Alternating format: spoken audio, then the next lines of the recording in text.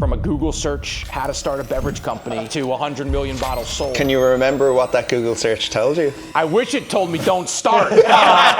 Meet Yanni Hufnagel, founder of Lemon Perfect, the beverage brand chasing $1 billion valuation. I've never wavered on the idea of building $1 billion business. If you have the right product and the right people, you've got a chance. Armed with a winner's mentality, this former basketball coach lives by a simple philosophy. Taste wins. Now they've taken the U.S. by storm.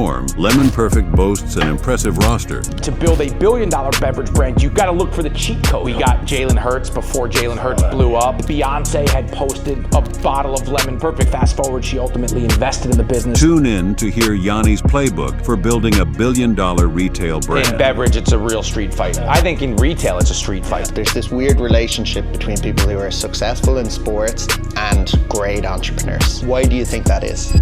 Well, there's a scoreboard. Well, I think there was like a 3-day gap. So so there was a gap. My last year coaching college basketball, I was at the University of Nevada in Reno, and we lost to Iowa State in the first round of the NCAA tournament in Milwaukee, and I think that was a Thursday night. And on Saturday is when I was in Santa Monica having lunch with a friend talking about this idea for an organic lemon water. And that night I Googled how to start a beverage company from his couch. So I guess two or 3 days, I guess, is and how did I get there? Well, a friend of mine wrote a book on the ketogenic diet when I was at Nevada, my last year coaching college basketball. And keto, this is 2017, so it was just emerging in the psychology of the really the natural channel consumer. And so I had heard about it a little bit. Anyway, in the back of Matt's book were all these sample meal plans. And every day started by drinking organic lemon water, right? And I was searching a little bit at the time for some structure in my diet, in my training program. Coach Musselman, who's now the head coach at USC, Southern California, was my boss, our head coach at the time. He gets a lot out of his assistants. I mean, we started every morning at 5 a.m. and we were done 10, 11 at night. So I needed structure around, again, like I said, training, diet. And so I said, Matt, I'm in A through Z, let's go, right? And lemon water in the morning just became a part of my daily routine, and I hated it. Yeah. There was one Whole Foods in Reno, right? I mean, at the time they do now, but, Albertsons didn't have a big organic section. So I had to go to the other side of town, 15 minutes from my apartment, buy organic lemons at Whole Foods, cut the lemon, squeeze the lemon, bland taste, juice all over the place. I mean, it sucks, right? And but I stuck with it. And this is the path of destiny.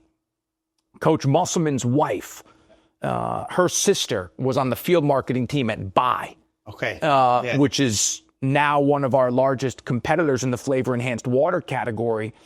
And I had no idea at the time. This was really at the height of their growth story. 2017 was months before they did their transaction with KDP. There was a 7-Eleven across the street. We were drinking a lot of Buy. Yeah. And I was in the locker room one day. As I'm looking around, our coaching staff is drinking Buy. Our players are drinking Gator. I just said, can we take organic lemon water and make it taste good, right? And that was the seed of the journey. I didn't run out of the locker room and say, I'm out, I'm done, right? We had a couple weeks left in the season. And now, fast forward, I'm in Santa Monica. I'm having lunch with a friend who invests in, he's an angel investor in consumer businesses, food and beverage businesses. Yeah. And I said, John, what do you think of this idea? And he said, I love it. Anything that you can do that can capture a piece of someone's daily routine, right? What they do in the morning when they first get up, what they do at night when they go to sleep, or any point in between is worth going for. You can build a business around. And I felt like I needed a little bit of a break. I was worn out, 10 years coaching. And I said, I'm going to take a year off and go see what we can do here. And from a Google search, how to start a beverage company, to 100 million bottles sold, here we are, 7 years later. Yeah. Incredible. Can you remember what that Google search tells you? Out of interest? I wish it told me don't start. there was no Gemini, there was no Chat GPT back then.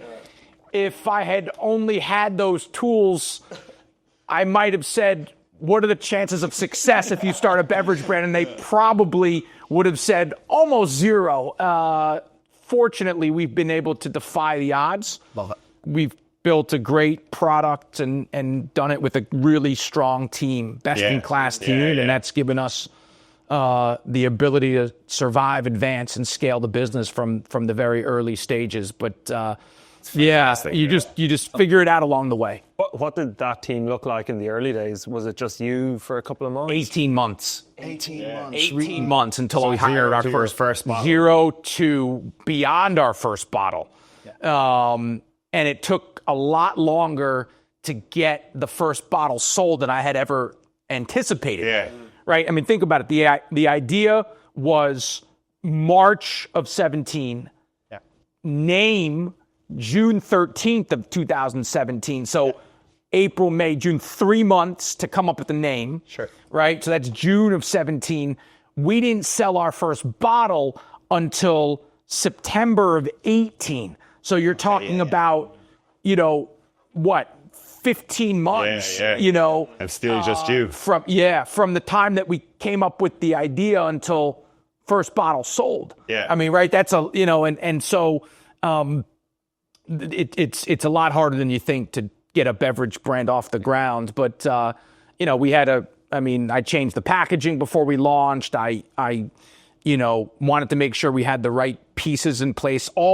Everything that we did was fractional resources at the beginning. Yeah. Right. Okay. So that was, for me, I felt like, how do we extend our cash position to give us a chance to find product market fit, proof of concept? I had no idea how to raise $1. Yeah. I found one of my friends in venture capital. I said, Vasu Kulkarni, who now runs Courtside Ventures, Dan Gilbert's venture fund. And I said, Vasu, I've spent all the money that I have in my bank account. My mom gave me some, so formula, packaging with it. And he said, well, I think we should do this as a convertible note. I said, a what? Back on Google. Which city is a convertible note? Through my basketball journey, and prior, my college experience, my high school experience, all those friends, we were able to raise $1.2 million pre-revenue. We set out to raise half of that. We ended up oversubscribing that first note. I think that we closed that financing March 6th of 2018. And I just felt like it was really important that we maximized all those dollars before we started hiring people to figure out if this was something that could scale. Yeah. And we made a lot of mistakes in that first year. But I would tell anyone, try to use fractional resources until you're out of the gates. Yeah. So I had a fractional sales organization, Critical Mass Group in Southern California. I had a fractional supply chain organization, Critical Mass Supply Chain, Southern California. I had a fractional finance team. I had a fractional marketing resource.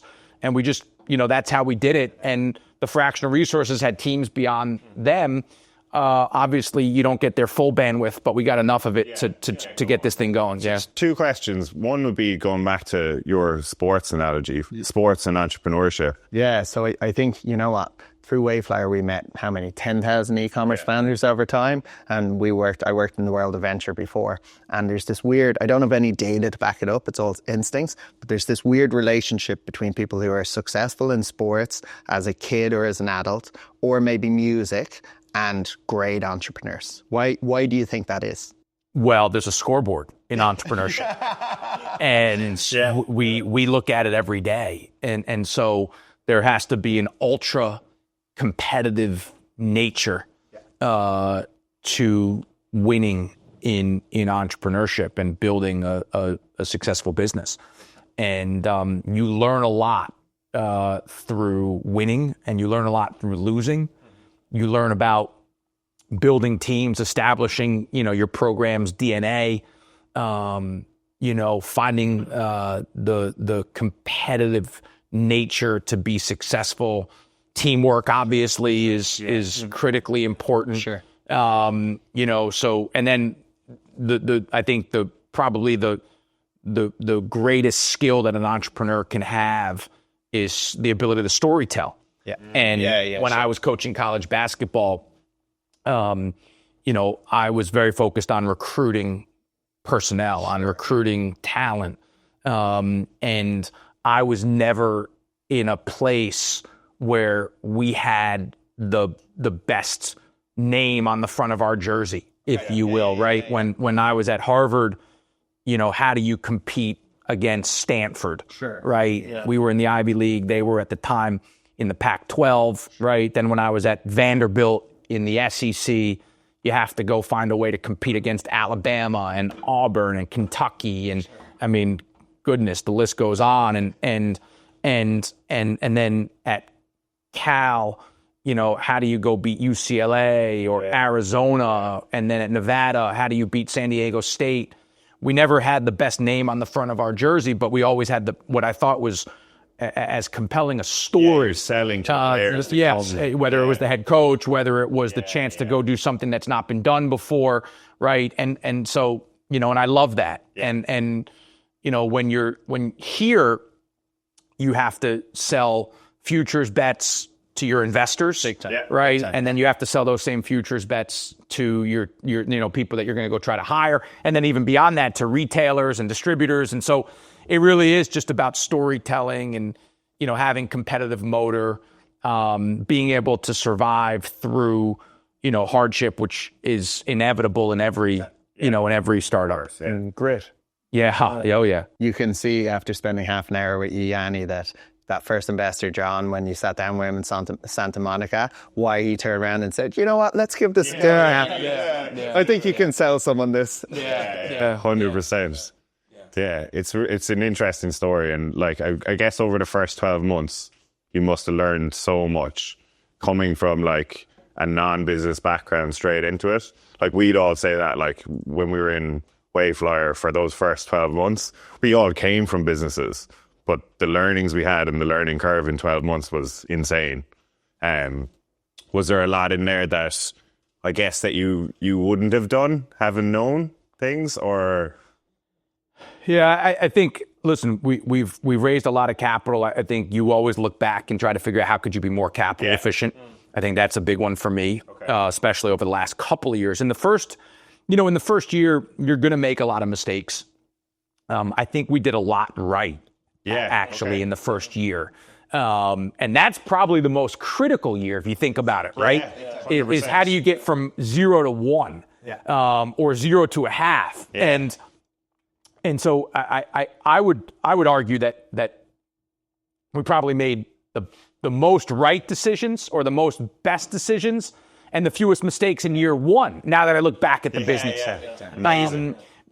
we in that first year, we changed our packaging before we launched the product, which ended up, being a really painful decision at the time, but the right decision for the future. I didn't hire before we had product on the shelf. We started as a keep refrigerated item. So the product had to be kept cold because that's all I knew. This was at the time of Suja Juice and Blueprint and Watermelon Water and Dirty Lemon and all these cold chain brands that I looked up and said, my God, they're having such success. But what I realized very quickly was that to build $1 billion beverage brand, you cannot live in a keep refrigerated environment. You have to be shelf stable so you can build display, and so that you can, have the distribution path to exit through a big strategic that don't have cold trucks, right? So just all of that. So we flipped the product, at the end of year one. So we made some really big critical decisions in that first year. Yeah. Was that a significant strategic pivot then to go from refrigerated to off the shelf? I felt like it was the first bet the company moment. Because I had no idea really how it was going to, think about it. We're living in the produce set. And we're having such success, right? Everyone says, well, if it's cold, it's sold. Yes, that's for sure. But I didn't want to be a produce item. I felt like we had to be in the flavor enhanced water set.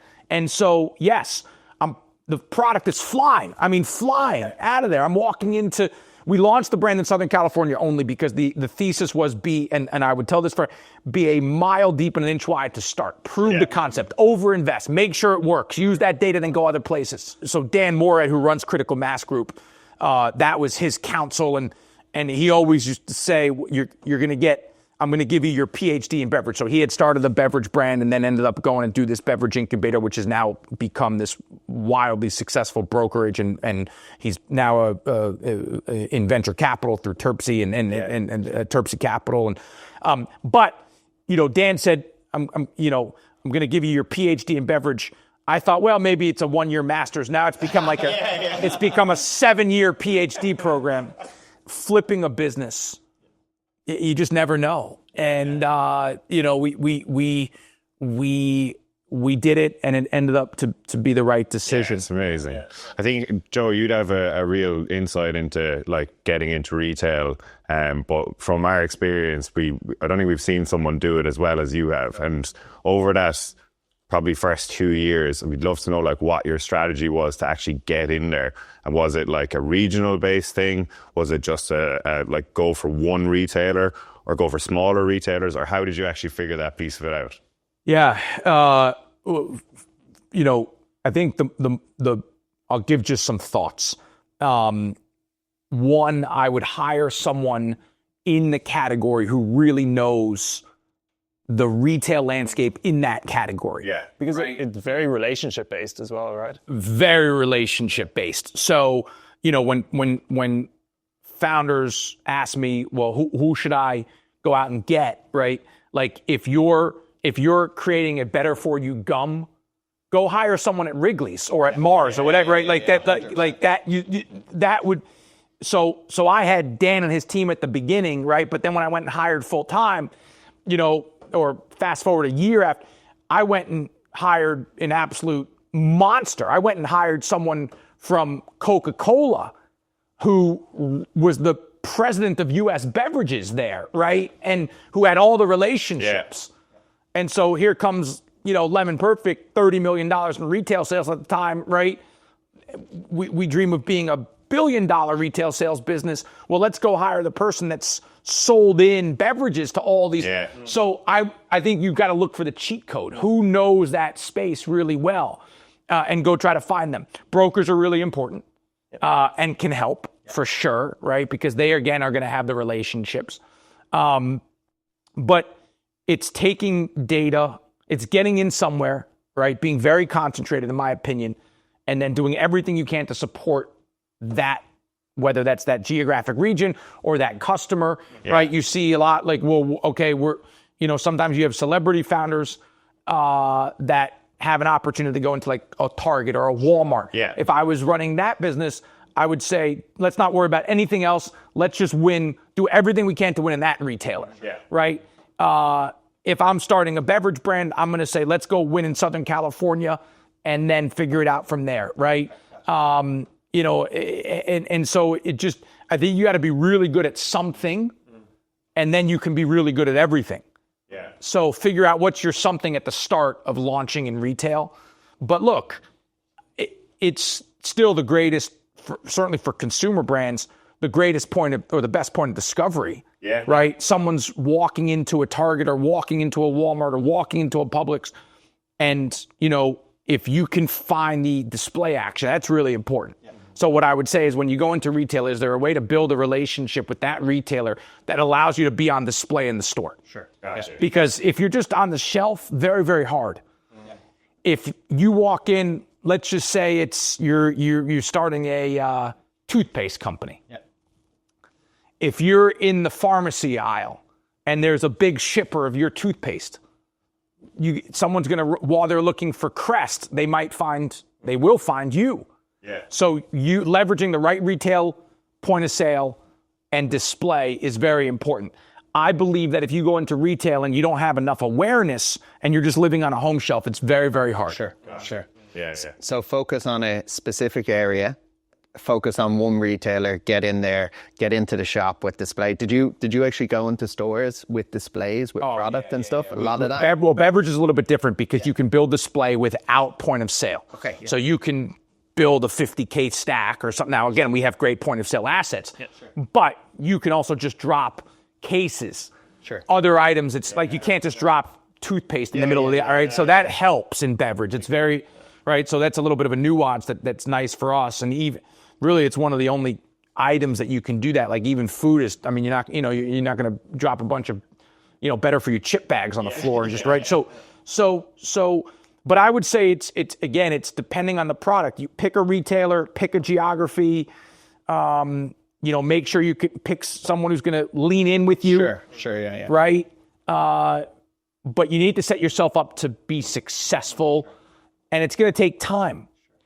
Like that's the hard thing with retail is sometimes retailers only reset their shelves once a year, usually twice, but they're long lead time cycles. It's tough, and so patience. Direct to consumer or selling online is you can flip a switch and we're open for business, right? In retail, harder. That's not. I mean, you can't call up Target today and be on the shelf tomorrow, even if they love you, right? And but it also affords an opportunity to be prepared.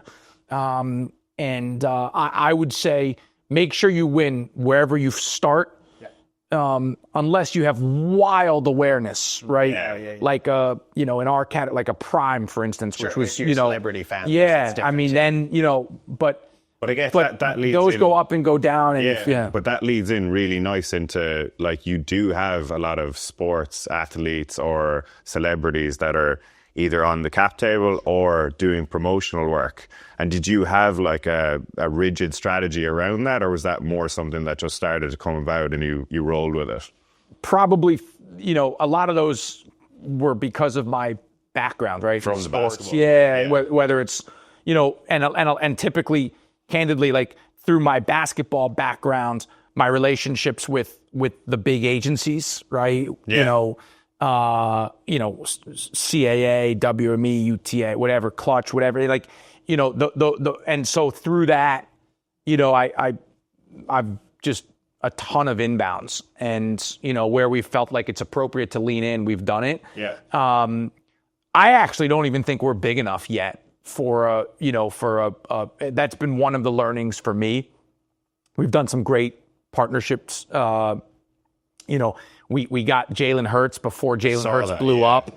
That would be one. Jared McCain, who's now with the Philadelphia 76ers, huge online, huge TikTok presence. He would be another one. We got, very, very early on in his, kind of rise. And because we didn't have the distribution everywhere, because we didn't have, putting the right paid media spend behind those partnerships. And so I think some of those, they looked and sounded a lot better than I think that they actually were for us. Nothing against the partners. It was probably a bit early for it. So giving advice to someone else would be like, wait until you've exploded and can actually use it. Your dollar's going to go a lot further when you have full distribution and you have the media spend to put behind the influence. Until you have that, it just doesn't. It sounds good. It might make you feel good. I would take a lot of that back, and I would be more patient until we had a bigger book of availability. Gotcha. Yeah. It really is so different to e-commerce when you think about it that way. Like hugely different. E-com, you have one website in the US and people can buy from anywhere. Whereas that's really interesting for an e-commerce brand. You could be everywhere tomorrow. We in theory the same with us, but beverage again is just so different that 90% of our business is in retail. Right. Yeah, sure. And it's there's so much in the immediate consumption world, right? So much of it is about impulse, right? So much of beverage is about impulse. And a lot of that celebrity backing will drive awareness, but it's not going to, in beverage, I don't think it drives the same level of immediate purchase like it could in the e-commerce, kind of environment. That is a good point. Yeah.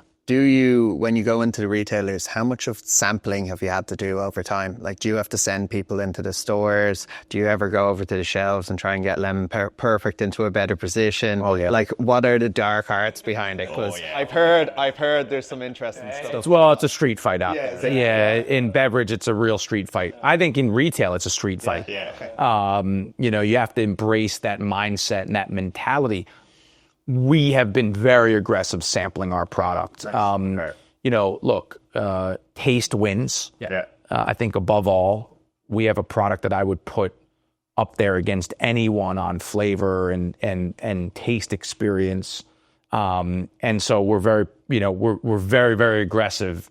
If we can get a bottle of Lemon Perfect in your hands, the consumer has come back in a big way. So you have to be, but again, until you try it, until you taste it, until you, twist and sip, it's just hard. I mean, it's such a competitive landscape. It's interesting because sampling's been around for forever in the retail space, and it's now in e-com. There's this idea of gifting has really blown up over the last couple of years, and it's becoming more and more popular, which is like the e-com's version of realizing, if we sample stuff and get it in people's hands and they like it, we'll get awareness. It's really interesting. And that's something that even we're thinking about, like trial packages. We have some really exciting innovation coming right around the corner. We're actually doing another significant packaging update that we're incredibly excited about. We're trying to figure out, is there a way to drive through a trial package of some sort? So yeah. Cool. Yeah. Can I take it a step back? You talked about keeping a pretty lean team until you proved out product market fit. Was there one particular key account or invoice or influencer partnership that made you think, like, shit, there's a real business here, let's scale this? I think there have been a few moments along the way. In early 2020, in January of 2020, I woke up one morning and I had 60 text messages on my phone. I was in Southern California at the time. Beyonce had posted a bottle of Lemon Perfect. Well, she didn't post Lemon Perfect, but on her Instagram carousel, like the fifth image had a bottle of Lemon Perfect in her limousine cup holder. So that was a moment where I said, wow, we have arguably the world's greatest person of influence, drinking Lemon Perfect organically. And then fast forward, she ultimately invested in the business through a bridge that was built through one of our other investors. We had a very forward-thinking category manager at Publix, who we just sent, again, this was in 2020, we sent him a sales sheet, some product samples, and he took the brand and put it in every single Publix, which is an anchor. I mean, it's the retailer in the Southeast, an anchor for Lemon Perfect. We now have a 20 share of the category at Publix. Amazing customer for us.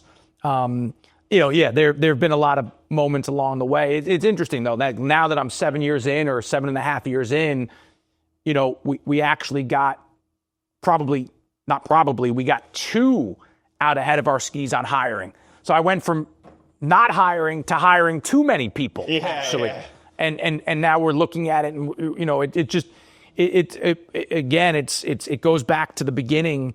You got to have competitive endurance, competitive stamina, because I don't care how this is the path of I was watching CNBC yesterday, and they did a segment about all the businesses that were like on their last month of runway, and you're stressing out, like and it's just, but like great businesses like Apple and Nvidia and Tesla. I mean, it's I'm not comparing ourselves to no, well, look, those that would be a good day at the office. You do have big ambitions for the company, and like you're gonna drive onto that unicorn.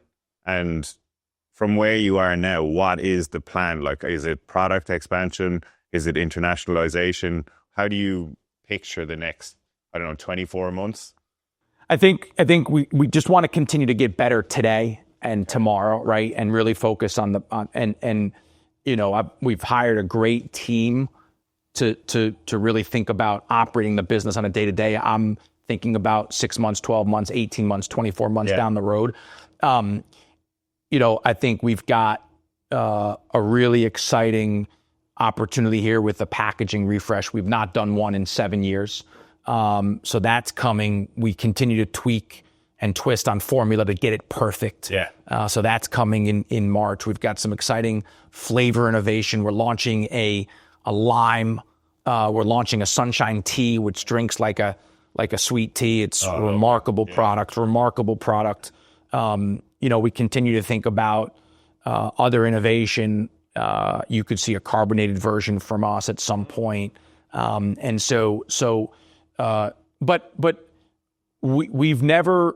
I've never wavered on the idea of building $1 billion business, $1 billion enterprise value business.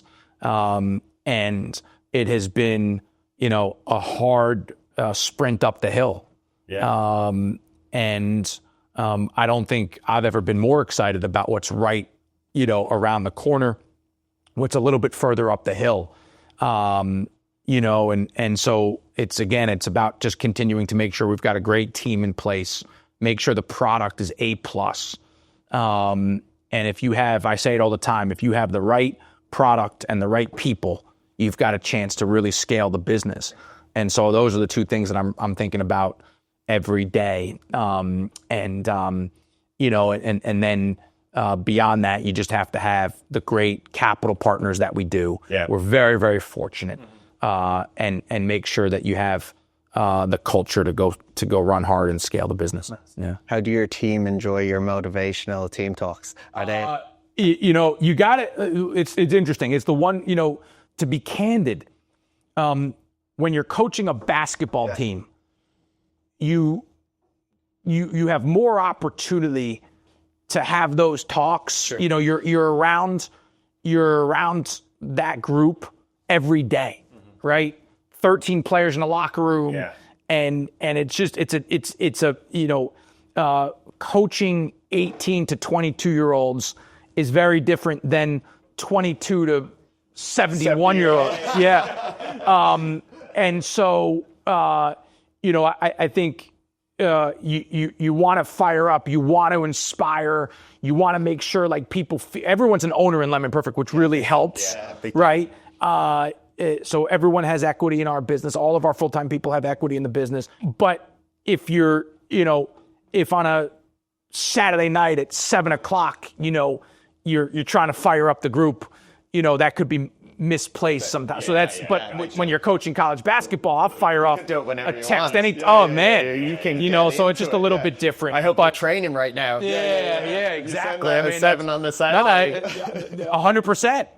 Right, 100%, and look, we do have a culture where I talk about extra shots, right, and what you do in the dark will come to light. But if I'm telling an area sales manager, are you doing a demo at 7:00 at night on a Saturday? You can do that from time to time, but it can't be consistent. Pervasive. No, We're pretty much done now, but I got to tell you, I have landed in New York and drank about 15 of these so far. Thank you so much. Thanks. It's a phenomenal product, and your story is amazing, and thanks a million for coming in and chatting to us. Thank you so much. I'm so inspired by what all of you have done as well. Thanks a million. It's amazing what you guys have done. So I'm a huge fan, and wishing you all the continued success with Happy Stack. Really awesome stuff. Awesome stuff.